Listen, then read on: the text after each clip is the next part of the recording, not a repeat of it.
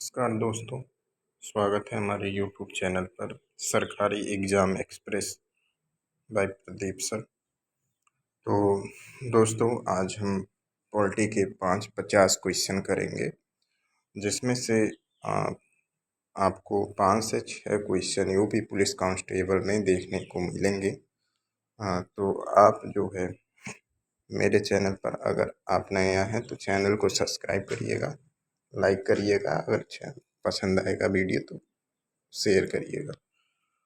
तो आइए चलते हैं, शुरू करते हैं। महामैराथन होगा 50 क्वेश्चन का, जिसमें से मैं 100% यह कह सकता हूँ कि इसी में से क्वेश्चन आप यदि एग्ज़ाम हॉल या एग्ज़ाम हॉल के पहले ही देख रहे हैं तो आप वीडियो देख कर जाइएगा। इसी में से क्वेश्चन आने की पूरी 100% संभावना है। तो चलिए दोस्तों, शुरू करते हैं।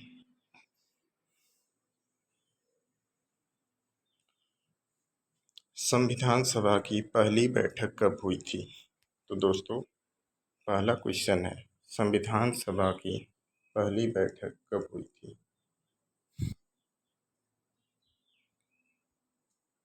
संविधान सभा की पहली बैठक दोस्त 9 दिसंबर सन 1946 को हुई थी। 9 दिसंबर सन 1946 को हुई थी। संविधान सभा की पहली बैठक 9 दिसंबर सन 1946 को नई दिल्ली में सबसे बुजुर्ग सदस्य डॉक्टर सच्चिदानंद सिन्हा अस्थायी अध्यक्ष चुना गया था। यानी कि सच्चिदानंद सिन्हा वहाँ पर सबसे बुजुर्ग व्यक्ति थे, इसलिए उनको टेम्परेरी यानी कि अस्थायी अध्यक्ष चुन लिया गया था। और यह नई दिल्ली में उनको चुना गया था। संविधान सभा की जो प्रथम बैठक हुई थी वह नई दिल्ली में ही हुई थी, जो कि डॉक्टर सच्चिदानंद सिन्हा को चुन लिया गया था अस्थायी अध्यक्ष। आइए दूसरा क्वेश्चन देखते हैं। संविधान सभा के अस्थायी अध्यक्ष कौन चुने गए थे? तो संविधान सभा के अस्थायी अध्यक्ष यानी कि परमानेंट अध्यक्ष कौन चुने गए थे? दोस्त, डॉक्टर राजेंद्र प्रसाद को अस्थायी अध्यक्ष चुना गया था, जो कि बाद में इनको राष्ट्रपति का पद भी दिया गया।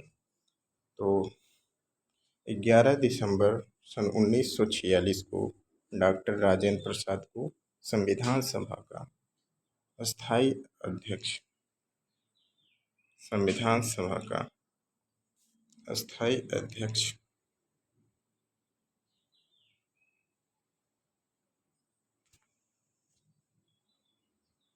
एक सेकंड में वीडियो को थोड़ा जूम कर लेता हूँ। अब पढ़ना शुरू करते हैं। तो अस्थायी अध्यक्ष और HC मुखर्जी को उपाध्यक्ष चुना गया था। सर BN राव को संवैधानिक सलाह नियुक्त किया गया था। पूछेंगे सर BN राव कौन थे? तो BN राव मेरे दोस्त संविधान सभा का संवैधानिक सलाहकार बनाए गए थे उस वक्त। ठीक है, आपको याद रखना होगा कि BN राव जो है उस समय संविधान सभा का संवैधानिक सलाहकार नियुक्त किया गया था। तो आगे बढ़ते हैं दोस्त, तीसरे क्वेश्चन पर। तीसरा क्वेश्चन है, संविधान सभा में उद्देश्य प्रस्ताव यानी कि ऑब्जेक्टिव रेजोल्यूशन किसने पेश किया था? किसने पेश किया था? तो पंडित जवाहरलाल नेहरू ने पेश किया था। पंडित नेहरू ने पेश किया था। क्या पेश किया था दोस्त? तो 13 दिसंबर सन 1946 को पंडित नेहरू ने ऐतिहासिक उद्देश्य प्रस्ताव पेश किया, जिसने संविधान के निर्माण की रूपरेखा तय की थी। यही प्रस्ताव आगे चलकर हमारे संविधान की प्रस्तावना बना। प्रस्तावना का मतलब होता है प्रस्तावना का मतलब प्रियम्बल से होता है। ठीक है, प्रियम्बल मतलब प्रस्तावना। प्रस्तावना जब किसी चीज़ को या स्ट्रक्चर को देखिए, यहाँ पर हम ज़्यादा समझा तो सकते नहीं आपको, ठीक है, महामैराथन क्लास है, इसलिए मैं उतना ही बताऊंगा जो आपके एग्ज़ाम से इम्पोर्टेंट हो। दोस्त, मैं आगे भी क्लासेस लूँ, इसलिए आप चैनल को सब्सक्राइब कर लीजिएगा। और इससे क्या होगा कि अगर आप चैनल को सब्सक्राइब कर लेंगे तो हमको मोटिवेशन मिलेगा। आने वाले समय में हम और सारे वीडियो लाएंगे जिसमें आपको विस्तार से समझाते हुए चलेंगे, ताकि आपको भी डाउट क्लियर हो। दोस्त, इस पीडीएफ को बनाने में बहुत मेहनत लगता है, तो मैं आपसे रिक्वेस्ट करता हूँ कि आप जितनी देर वीडियो पर बने रहेंगे उतना ही फ़ायदा रहेगा। तो आने वाले समय में अगर आपको वीडियो पसंद आ रहा है, हमारी पीपीटी पसंद आ रही है, तो मैं इसका टेलीग्राम चैनल में लिंक दूंगा जिससे आप पीडीएफ भी डाउनलोड कर सकते हैं। ठीक है दोस्त, चलिए आगे बढ़ते हैं। Next question. नेक्स्ट क्वेश्चन है, प्रारूप समिति यानी कि ड्राफ्टिंग कमेटी के अध्यक्ष कौन थे? प्रारूप समिति के अध्यक्ष डॉक्टर भीमराव अम्बेडकर जी थे। संविधान का मसौदा तैयार करने के लिए 29 अगस्त सन 1947 को 7 सदस्यीय प्रारूप समिति का गठन किया गया था। डॉक्टर भीमराव अंबेडकर इसके अध्यक्ष थे। इन्हें संविधान सभा का जनक कहा जाता है। इन्हें क्या कहा जाता है दोस्त? संविधान सभा का जनक। चलिए अगला क्वेश्चन है। अगला क्वेश्चन देखिए, भारतीय संविधान को अंगीकृत कब किया गया? भारतीय संविधान को अंगीकृत मतलब अडॉप्ट कब किया गया था? तो दोस्त, अडॉप्ट 26 नवंबर सन 1949 को। 26 नवंबर सन 1949 को संविधान सभा ने 26 नवंबर सन 1949 को संविधान को पारित और अंगीकृत किया। इसी दिन को भारत में संविधान दिवस के रूप में मनाया जाता है। दोस्त, इसी दिन को ही संविधान दिवस मनाया जाता है।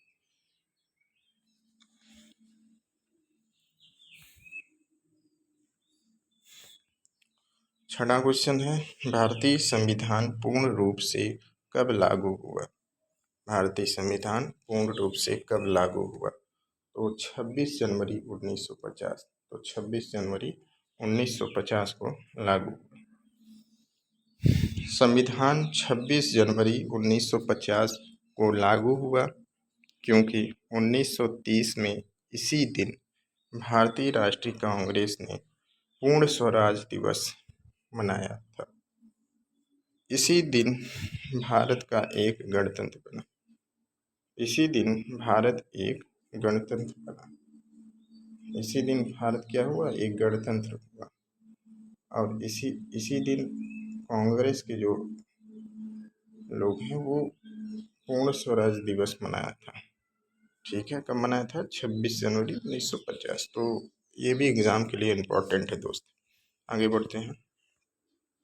7वां क्वेश्चन है, मूल संविधान में कितने भाग, अनुच्छेद और अनुसूचियां थी?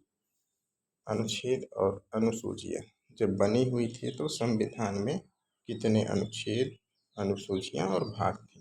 दोस्त, 26 जनवरी। तो दोस्त, इसमें तो उत्तर जो है हमारा करेक्ट हो जाएगा 22 भाग, 395 अनुच्छेद और 8 अनुसूचियां। 26 जनवरी 1950 को लागू हुए मूल संविधान में 22 भाग, 395 अनुच्छेद और केवल 8 अनुसूचियां थीं। वर्तमान में संशोधन के बाद अनुसूचियों की संख्या 12 हो गई है। वर्तमान में संशोधन के बाद यानी कि आज के समय अनुसूचियों की संख्या 12 हो गई है। ठीक है दोस्त, आगे बढ़ते हैं। 8वां क्वेश्चन है, भारतीय संविधान की प्रस्तावना में समाजवादी, धर्मनिरपेक्ष और अखंडता शब्द कब जोड़े गए? भारतीय संविधान की प्रस्तावना में समाजवादी, धर्मनिरपेक्ष और अखंडता शब्द कब जोड़ेंगे? तो मेरे भाई 42वें संविधान संशोधन 1946 ये दोस्त इंदिरा गांधी के समय में जोड़ा गया था। 42वें संविधान संशोधन 1976 में, 1976 में ही जोड़ा गया था, जो कि आप देख सकते हैं 1976 में जोड़े गए। तो ज़्यादातर जो संशोधन हुए हैं वो इंदिरा गांधी के समय में ही हुए हैं। इंदिरा गांधी का जो समय होगा 1972 होगा, हमारे जहाँ तक ख्याल है। तो 1972 से ही ज़्यादातर संशोधन 1976 में हुआ था। तो इसको हम नेक्स्ट वीडियो में अच्छे से समझाएंगे। अभी कांस्टेबल का पेपर लगा हुआ है, तो कांस्टेबल के प्रिपरेशन हम लोग करेंगे। जितने भी क्लासेस हमारी लगेंगी उन सब में हम कांस्टेबल का प्रिपरेशन करेंगे, और आगे आने वाले वीडियो में आपको जो भी एग्ज़ाम होगा हमको कमेंट करिएगा, उस ज़्यादा कमेंट पर हम वीडियो बनाएंगे और आगे उसी प्रकार से हम बढ़ेंगे पॉलिटी के हिसाब से। तो आगे उसमें विस्तार से आपको समझाने का मौका देंगे, उसका भी हम पीपीटी बना कर लाएंगे। ठीक है दोस्त, आगे बढ़ते हैं।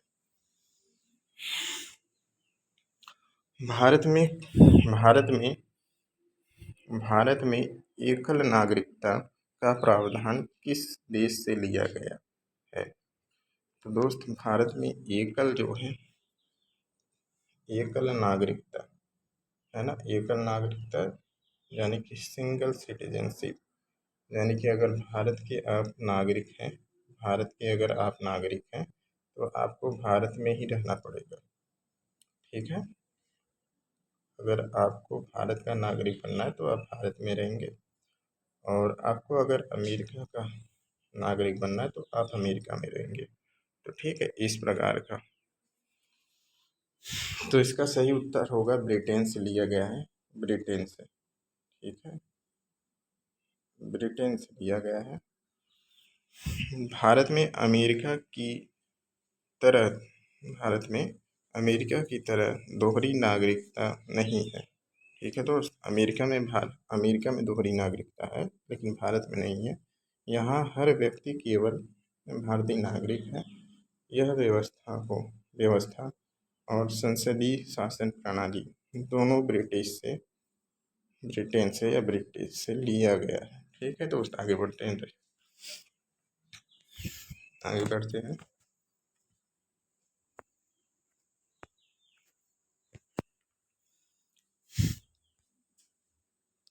आगे बढ़ते हैं। 10वां क्वेश्चन है, संविधान में मौलिक अधिकार यानी कि फंडामेंटल राइट किस देश से प्रेरित है, लिया गया है? तो दोस्त यूएसए से लिया गया है। फंडामेंटल राइट यूएसए अमेरिका से लिया गया है।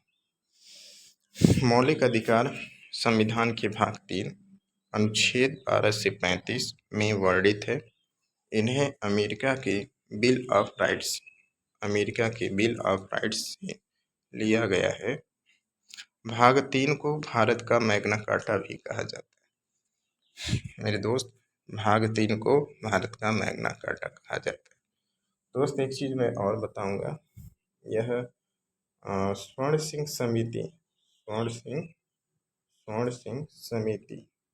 समिति से लिया गया था, जो कि आने वाले स्वर्ण सिंह समिति का आठ ही मौलिक अधिकार का प्रस्ताव था।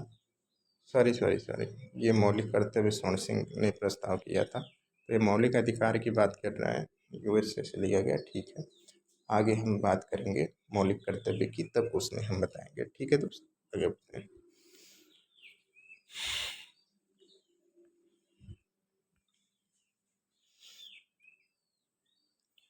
ग्यारहवां क्वेश्चन है, राज्य के नीति निर्देशक सिद्धांत यानी कि DPSP directive principle of state policy, ठीक है, किस देश के संविधान से लिया गया है? तो दोस्त आयरलैंड से लिया गया है। इसको याद रखिएगा।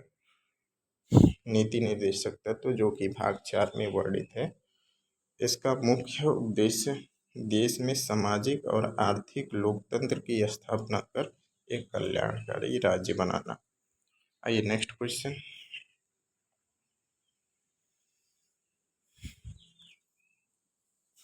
संविधान में मौलिक कर्तव्य यानी कि फंडामेंटल ड्यूटीज कब और किसकी सिफारिश से जोड़े गए? तो देखिए दोस्त, जो मैं बता रहा था, ये प्रश्न आ गया है।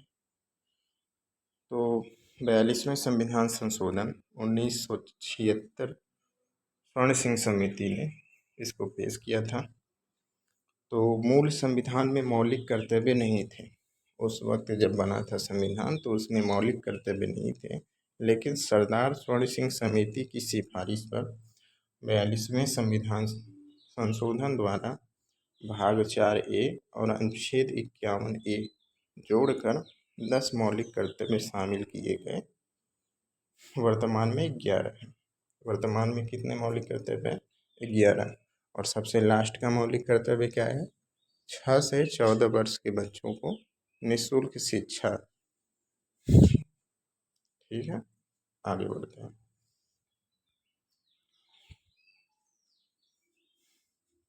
संविधान संशोधन की प्रक्रिया किस देश से ली गई है? संविधान में जो संशोधन होते हैं दोस्त, अडॉप्टमेंट प्रोसेस होता है, अमेंडमेंट प्रोसेस, तो उस प्रोसेस को दोस्त दक्षिण अफ्रीका से लिया गया है। दक्षिण अफ्रीका से लिया गया है। तो संविधान के भाग 20 के अनुच्छेद 368 में संविधान संशोधन की प्रक्रिया का वर्णन है। संसद को संविधान में संशोधन करने की शक्ति प्राप्त है, लेकिन वह मूल ढांचे यानी कि बेसिक स्ट्रक्चर को नहीं बदल सकते। कहने का मतलब है दोस्त कि संसद को ही यह अधिकार है संविधान में कोई भी संशोधन करने के लिए। हमारा जो संसद है, आप जानते हैं, लोकसभा, राज्यसभा और राष्ट्रपति से मिलकर ही बनता है। आइए आगे बढ़ते हैं। भारतीय संविधान की 8वीं अनुसूची का संबंध किससे है? भारतीय संविधान की 8वीं अनुसूची का संबंध किससे है? तो इसका उत्तर है आधिकारिक भाषाओं से। आधिकारिक भाषाओं से 8वीं अनुसूची का संबंध। 8वीं अनुसूची में भारत की 22 आधिकारिक भाषाओं का उल्लेख है। मूल संविधान में केवल 14 भाषाएं थी। सिंधी, कोंकणी, मणिपुरी, नेपाली, बोडो, डोगरी, मैथिली और संथाली बाद में जोड़ी गई।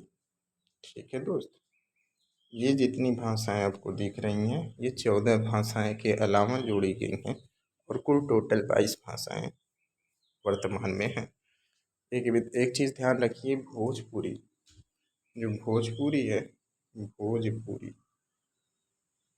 भोजपुरी ये भाषा संविधान में कोई दर्जा नहीं दिया गया है। चलिए आगे बढ़ते हैं। 15वां क्या कह रहा है कि दल बदल विरोधी कानून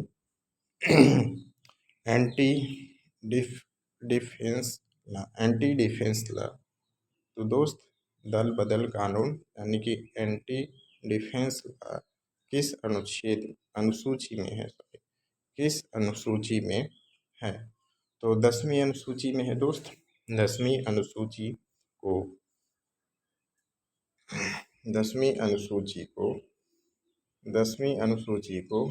92वें संविधान संशोधन अधिनियम 1985 के द्वारा जोड़ा गया था। इसका उद्देश्य सांसदों और विधायकों द्वारा राजनीतिक और स्वार्थ के लिए पार्टी बदलने पर रोक लगाना है। क्या करना है भाई? पार्टी बदलने पर रोक लगाना है। तो दोस्त, दल बदल कानून और 10वीं अनुसूची में शामिल किया गया है। आप जानते हैं 12 अनुसूचियाँ होती हैं, जिसमें ये वर्तमान में जो है 12 अनुसूचियाँ, 10वीं अनुसूची में उसको जोड़ा गया था। नेक्स्ट क्वेश्चन 16वें पर आता है। पंचायती राज व्यवस्था को किस संविधान संशोधन द्वारा संवैधानिक दर्जा मिला? है ना, पंचायती राज व्यवस्था को किस संविधान संशोधन द्वारा संवैधानिक दर्जा मिला? तो 73वां संविधान संशोधन 1992, 73वें संविधान संशोधन 1992 में इसे संवैधानिक दर्जा मिला। क्या मिला? 73वें संविधान संशोधन में भाग 9 11वीं अनुसूची जोड़ी गई। इसमें पंचायतों के काम करने के लिए 29 विषय दिए गए। भारत में पंचायती राज त्रिस्तरीय है। पंचायती राज दोस्त त्रिस्तरीय मतलब एक ग्राम, दूसरा ब्लॉक और तीसरा ग्राम पंचायत, सॉरी तीसरा जो है वो जिला है, जिला पंचायत। ठीक है दोस्त, आगे बढ़ते हैं।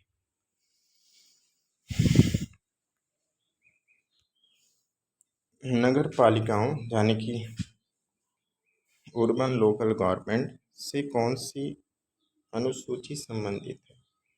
नगर पालिका से कौन सी अनुसूची दोस्त इसमें संबंधित है? तो 74वें संविधान संशोधन, 74वें संविधान संशोधन 1992 द्वारा संविधान के 19 भाग ए और 12वीं अनुसूची जोड़ी गई, जिसमें नगर पालिकाओं के कार्यक्षेत्र के लिए 8 विषय निर्धारित किए गए। तो कौन सी? 12वीं अनुसूची। चलिए आगे बढ़ते हैं। संविधान का अनुच्छेद 14 किससे संबंधित है? संविधान का अनुच्छेद 14 किससे संबंधित है? तो विधि के समक्ष समता, विधि के समक्ष समता, समानता, समता या समानता। 14 आप जानते हैं विधि के समक्ष समता, इसको याद कर लीजिएगा दोस्त। अनुच्छेद 14 कहता है कि भारत के राज्य क्षेत्र में किसी व्यक्ति को कानून के समक्ष समता या कानून के समान संरक्षण से वंचित नहीं करेगा। यह सभी के लिए समान न्याय सुनिश्चित करता है। Next question. अस्पृश्यता मतलब छुआछूत किस अनुच्छेद में है?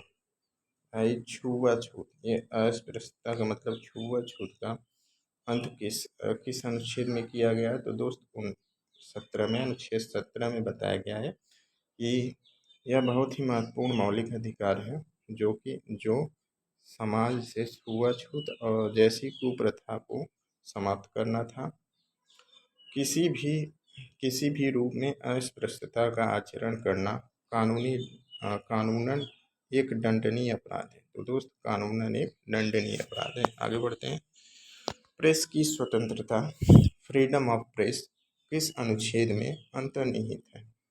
फ्रीडम ऑफ प्रेस किस अनुच्छेद में अंतर्निहित है? तो दोस्त 19 ए में बताया गया है कि आपको बोलने की स्वतंत्रता होगा, बोलने की स्वतंत्रता होगा। 19 ए नागरिकों को वाक और अभिव्यक्ति की स्वतंत्रता, freedom freedom of speech and expression देता है। सुप्रीम कोर्ट के अनुसार प्रेस की आज़ादी भी इसी के अंतर्गत आती है। प्रेस की आज़ादी भी इसी के अंतर्गत आती है। दोस्त आगे बढ़ते हैं। जीवन और व्यक्तिगत स्वतंत्रता, जीवन और व्यक्तिगत स्वतंत्रता का अधिकार, राइट टू लाइफ किस अनुच्छेद में है?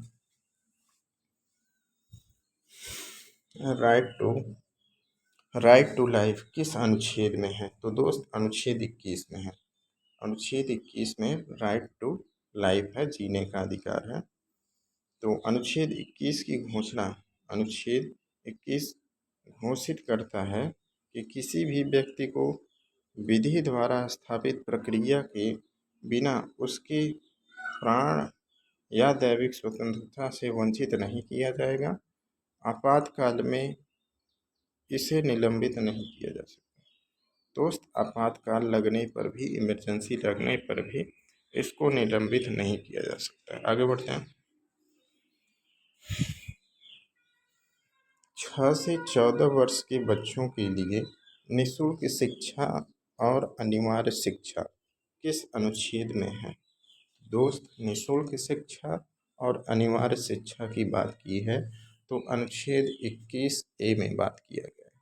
अनुच्छेद 21A में आप जानते हैं, अनुच्छेद 21A में निःशुल्क शिक्षा इसे बाद में जोड़ा गया था। शिक्षा के अधिकार राइट टू एजुकेशन को 86वें संविधान संशोधन सन 2002 द्वारा एक मौलिक अधिकार बनाया गया। इसे लागू करने के बाद संसद ने राइट टू एजुकेशन एक्ट सन 2009 पारित किया था। आगे बढ़ते हैं दोस्त। 23वां क्वेश्चन कह रहा है, डॉक्टर भीमराव अंबेडकर ने किस अनुच्छेद को संविधान की आत्मा कहा है? तो अनुच्छेद 32 को इसे इम्पोर्टेंट मान के चलिए, ये आया हुआ क्वेश्चन है तो आ भी सकता है। अनुच्छेद 32 में क्या है? अनुच्छेद 32 संवैधानिक उपचारों का अधिकार, नागरिकों को अपने मौलिक अधिकारों के हनन पर सीधे सुप्रीम कोर्ट जाने का अधिकार देता है। सुप्रीम कोर्ट इसके तहत 5 प्रकार की रीट जारी कर सकता है। दोस्त, ये रीट के बारे में हम आगे जानकारी देंगे, या रीट के बारे में हम नेक्स्ट वीडियो में बात करेंगे, क्योंकि अभी वीडियो लंबा ना हो इसलिए हम आगे बढ़ते हैं।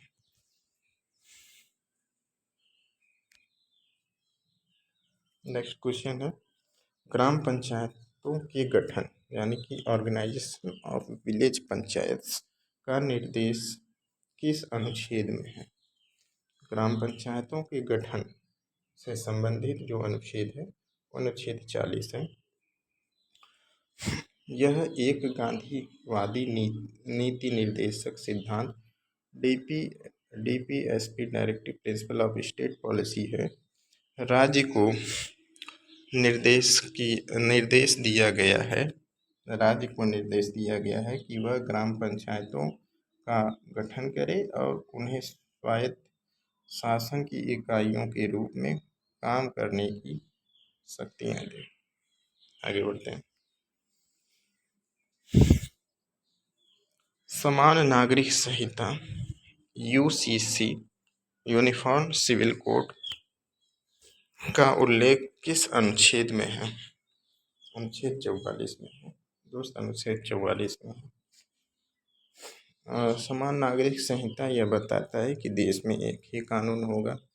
इसके लिए मुसलमान के लिए अलग कानून नहीं होगा, हिंदू के लिए अलग कानून नहीं होगा, क्रिश्चियन के लिए अलग कानून नहीं होगा, सिख के लिए अलग कानून नहीं होगा। तो यूनिफॉर्म सिविल कोड ये अम्बेडकर जी पूरे देश में लागू करना चाहते थे, लेकिन वो लागू करवाना चाहते थे लेकिन हुआ नहीं है, इसका कुछ ही पार्ट हो पाया है। तो आगे देखिए क्या कह रहा है। अनुच्छेद 44 राज्य की नीति निर्देशक, अनुच्छेद 44 राज्य को निर्देश देता है कि वह भारत के समस्त राज्य क्षेत्र में नागरिकों के लिए एक समान नागरिक संहिता, सभी धर्मों के लिए विवाह, तलाक आदि के लिए समान कानून लागू करने का प्रयास करे।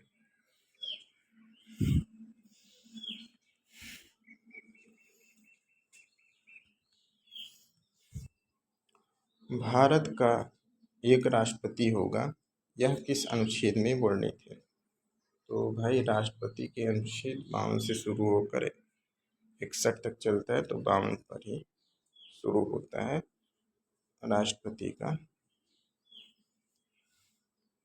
भारत देखिए, राष्ट्रपति भारत राज्य का प्रमुख होगा, हेड ऑफ स्टेट होगा और देश का प्रथम नागरिक है ना, देश का प्रथम नागरिक होगा।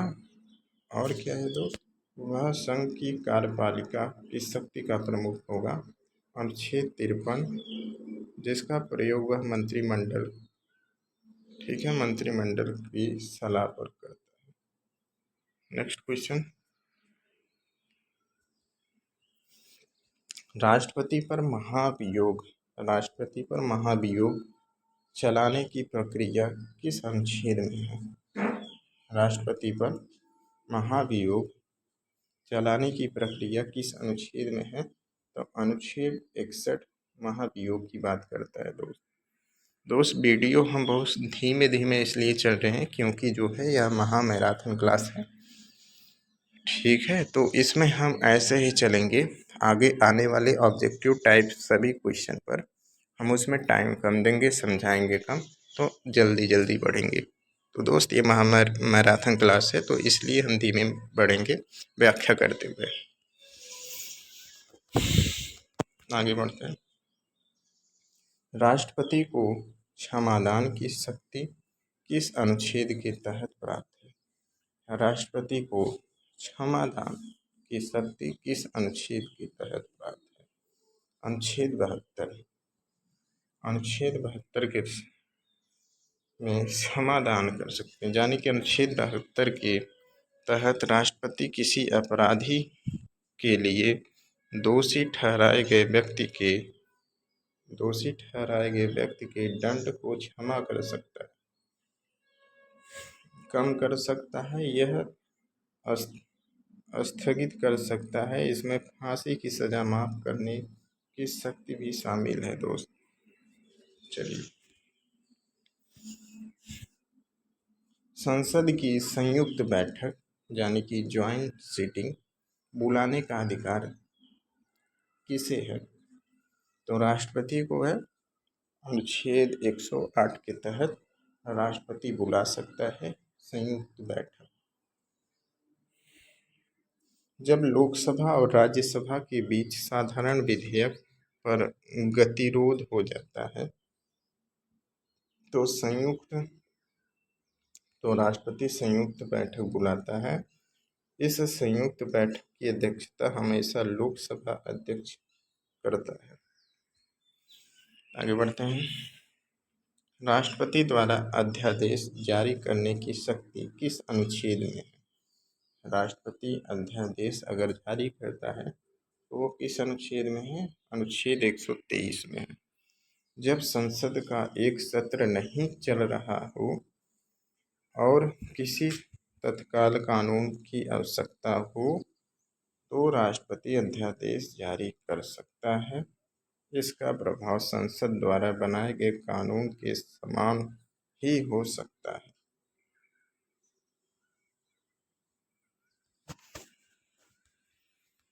नेक्स्ट क्वेश्चन बढ़ते हैं। भारत के महान्यायवादी यानी कि एंटॉर्नी जनरल की नियुक्ति कौन करता है? तो दोस्त राष्ट्रपति करता है। और इनके बारे में क्या है? महान्यायवादी भारत सरकार का सर्वोच्च विधि अधिकारी होगा, यानी कि हाईएस्ट लॉ ऑफिसर होगा। वह संसद की कार्रवाई में भाग ले सकता है और बिल पर बोल सकता है ना, और बरी हो सकता है, लेकिन उसे वोट देने का अधिकार नहीं है।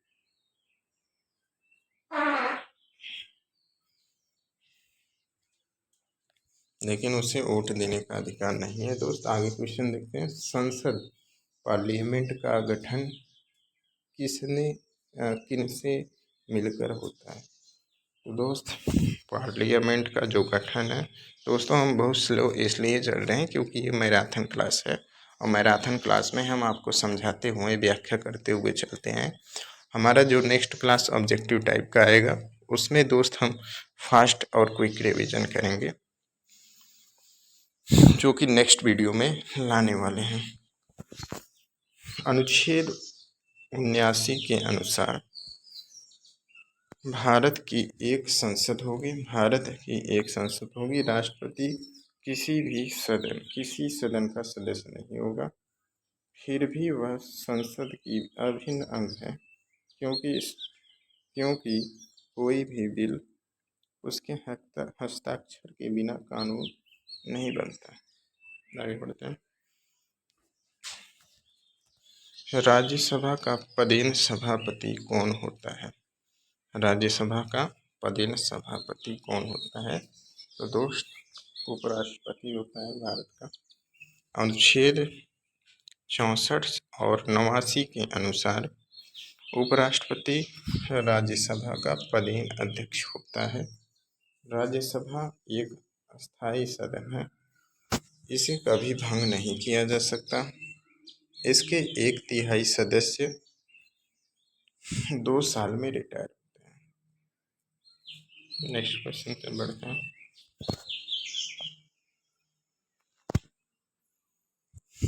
धन विधेयक बिल यानी कि धन विधेयक मनी बिल सबसे पहले किस सदन में पेश किया जाता है? धन विधेयक दोस्त किस सदन में पेश किया जाता है? तो केवल लोकसभा में। अनुच्छेद 110 के तहत धन विधेयक केवल राष्ट्रपति की पूर्व सहमति से लोकसभा में ही पेश किया जा सकता है। राज्यसभा इसे अधिकतम 14 दिनों तक रोक सकती है। इसमें संशोधन नहीं किया जा कर सकती इसमें संशोधन नहीं कर सकते। चलिए, कोई विधेयक धन विधेयक है या नहीं, इसका अंतिम निर्णय कौन करता है? इसका अंतिम निर्णय दोस्त लोकसभा अध्यक्ष ही करता है। जब कोई विधेयक धन विधेयक के रूप में राज्यसभा को भेजा जाता है या राष्ट्रपति को भेजा जाता है, तो उस पर लोकसभा अध्यक्ष के हस्ताक्षर और प्रमाणित होता है। प्रमाणित ही लिखा है, प्रमाणित होना अनिवार्य है। उसका निर्णय अंतिम होगा किसका? लोकसभा अध्यक्ष का। चलिए आगे बढ़ते हैं। सर्वोच्च न्यायालय यानी कि सुप्रीम कोर्ट की स्थापना किस अनुच्छेद के तहत की गई है? सर्वोच्च न्यायालय जो हमारा सुप्रीम कोर्ट है, उसकी स्थापना किस अनुच्छेद में निहित है? तो अनुच्छेद 124 में भारत के सर्वोच्च न्यायालय के बारे में, जो कि दिल्ली में है, वर्तमान में एक मुख्य न्यायाधीश CJI और अन्य 33 न्यायाधीश हैं। कुल 34 हैं। न्यायाधीशों की सेवानिवृत्ति मतलब इनका रिटायरमेंट की आयु 65 वर्ष है। आगे बढ़ते हैं दोस्त। भारत के नियंत्रक एवं महालेखा परीक्षक यानी कि CAG यानी कि कैग इसको बोलते हैं, का वर्णन किस अनुच्छेद में है? तो दोस्त 148 में कैग का भारत के महालेखा परीक्षण कैग की नियुक्ति राष्ट्रपति द्वारा की जाती है।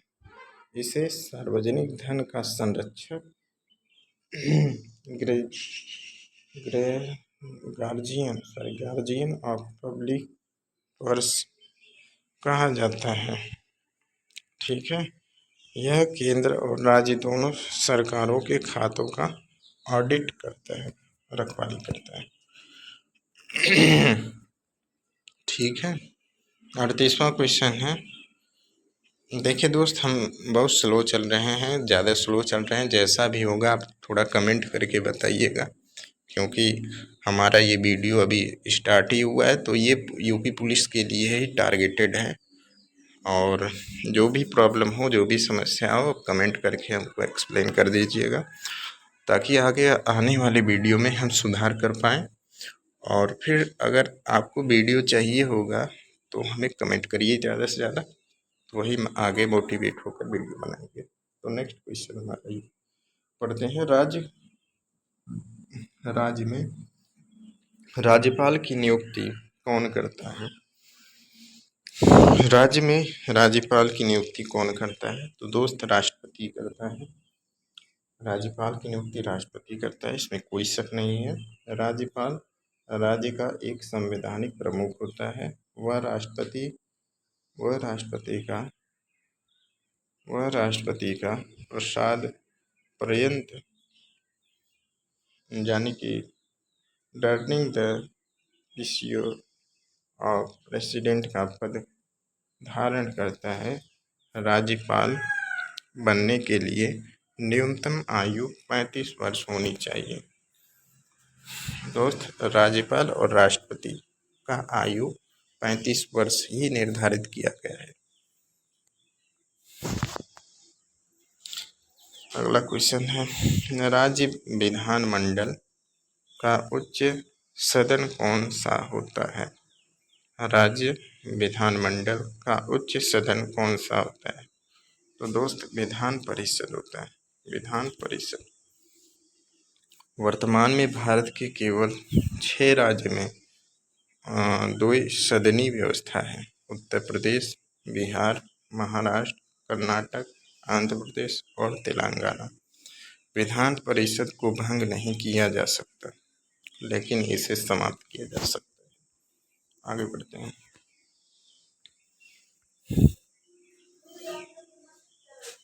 उच्च न्यायालय यानी कि हाई कोर्ट के न्यायाधीशों की नियुक्ति कौन करता है? उच्च न्यायालय हाई कोर्ट के न्यायाधीशों की नियुक्ति कौन करता है? तो भारत के राष्ट्रपति। भारत के राष्ट्रपति।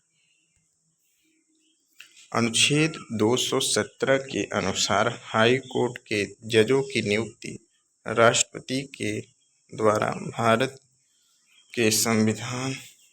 के मुख्य न्यायाधीश और संबंधित राज्य के राज्यपाल के परामर्श से किया जाता है। इनकी रिटायरमेंट की आयु 62 वर्ष होती है। नेक्स्ट क्वेश्चन, राष्ट्रीय आपातकाल नेशनल इमरजेंसी किस अनुच्छेद के तहत लाया जाता है? राष्ट्रीय आपातकाल नेशनल इमरजेंसी किस अनुच्छेद के तहत लाया जाता है? तो दोस्त, अनुच्छेद 352 के तहत। अनुच्छेद 352 के तहत युद्ध, बाह्य आक्रमण या सशस्त्र विद्रोह के आधार पर राष्ट्रपति राष्ट्रीय आपातकाल की घोषणा कर सकता है। भारत में अब तक 3 बार यानी कि 1962, 1971, 1975 राष्ट्रीय आपातकाल लगाया जा चुका है। नेक्स्ट क्वेश्चन, राज्यों में राष्ट्रपति शासन प्रेसिडेंस रूल किस अनुच्छेद के तहत लगता है? अनुच्छेद 356 के तहत। जब राज्य का शासन संविधान के प्रावधानों के अनुसार नहीं चल पाता, संवैधानिक तंत्र की विफलता, तो राज्यपाल की रिपोर्ट पर राष्ट्रपति शासन लगा सकता है। दोस्त, आगे बढ़ते हैं। वित्तीय आपातकाल यानी कि फाइनेंशियल इमरजेंसी का प्रावधान किस अनुच्छेद में है? तो अनुच्छेद 360। अनुच्छेद 360 के तहत है। अनुच्छेद 360 में क्या है मेरे दोस्त? वित्तीय आपातकाल। जब देश की वित्तीय, चलिए दोस्त 44वें क्वेश्चन पर चलते हैं। 44वां क्वेश्चन हमारा, वित्तीय आयोग का गठन किस अनुच्छेद के तहत होता है? तो अनुच्छेद 280 के तहत वित्तीय आयोग का गठन किया जाता है। राष्ट्रपति हर 5 साल में वित्तीय आयोग का गठन करता है। इसका मुख्य कार्य केंद्र और राज्य के बीच करों यानी कि टैक्सेस के बंटवारे के बारे में राष्ट्रपति की सिफारिश देनी होती है। आगे बढ़ते हैं।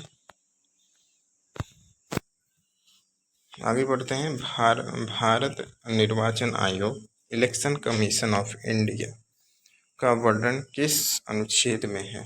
तो अनुच्छेद 324 के तहत है। क्या है?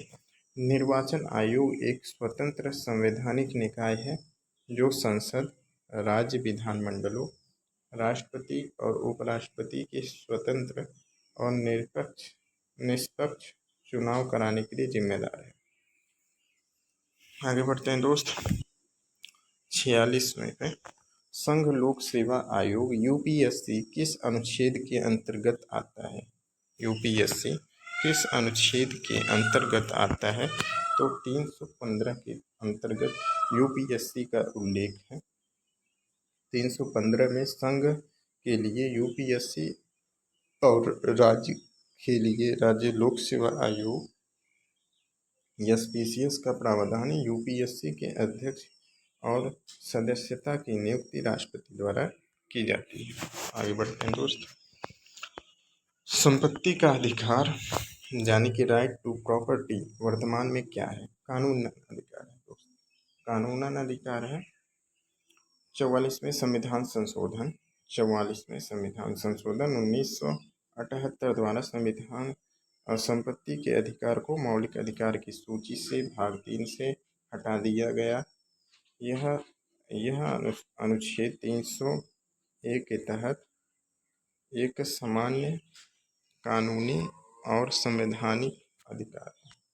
ठीक है, आगे बढ़ते हैं। 48वां क्वेश्चन है, किस संविधान संशोधन द्वारा मतदान की आयु 21 वर्ष से घटाकर 18 वर्ष कर दी गई है? तो दोस्त 61वां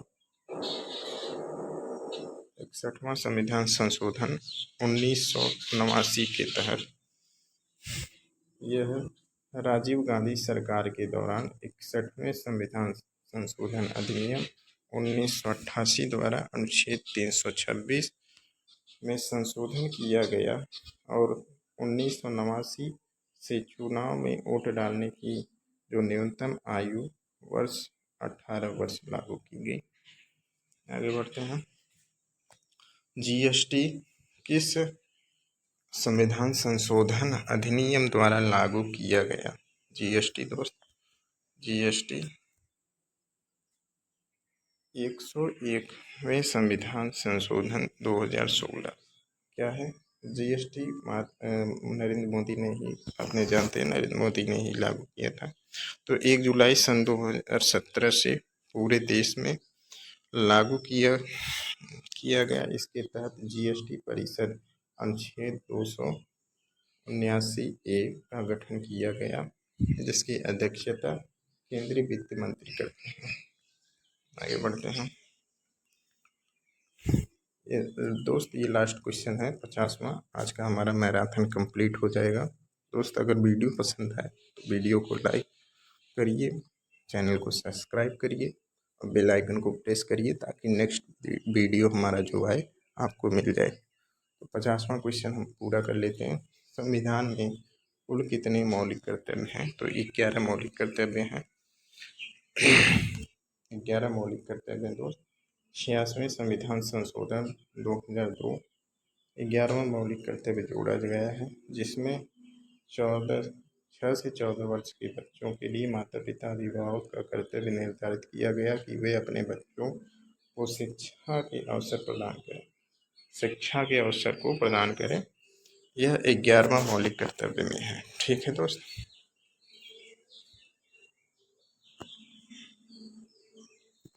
ठीक है दोस्त, चैनल पर नए आए तो चैनल को सब्सक्राइब कर लीजिएगा। हमारे जो चैनल है सरकारी एग्ज़ाम एक्सप्रेस।